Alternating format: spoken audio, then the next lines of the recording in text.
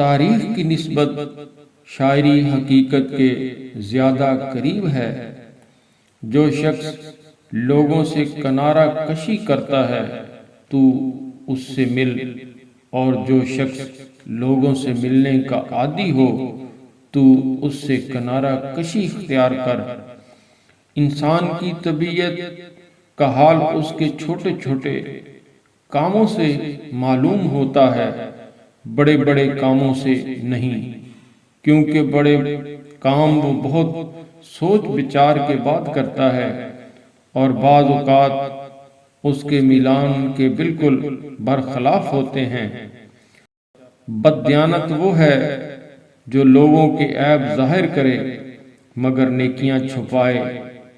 جو چیز حاصل نہیں ہو سکتی اس کی خواہش کرنا فضول ہے۔ خدا نے ہر چیز جیومیٹری کے اصول پہ بنائی ہے۔ تجربہ ہمارا ایسا دوست ہے جو ہمیں اس وقت ملتا ہے جب ہم بہت کچھ کھو چکے ہوتے ہیں۔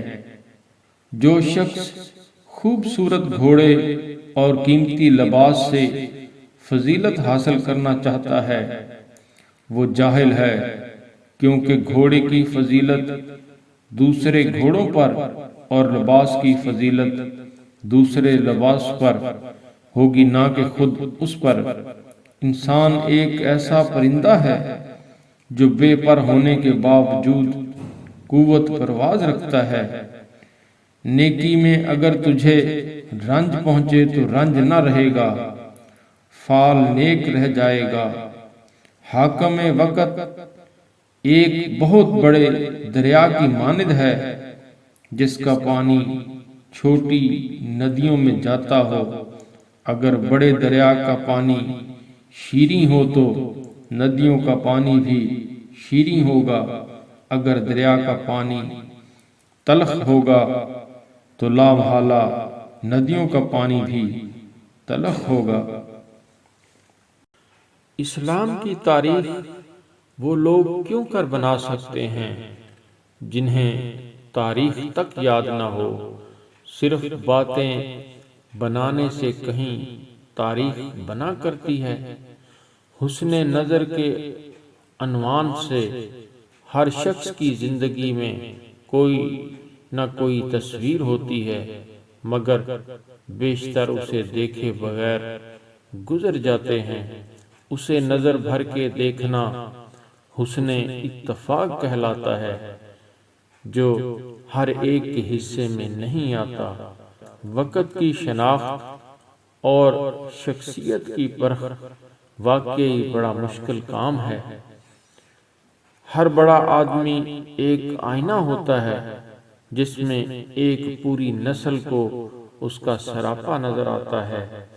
جب بچے سچ بولنا چھوڑ دیں گے تو قیامت آ جائے گی۔ لوگ ناحق آثار قیامت کے لیے ضعیف روایتوں کا سہارا لیتے ہیں۔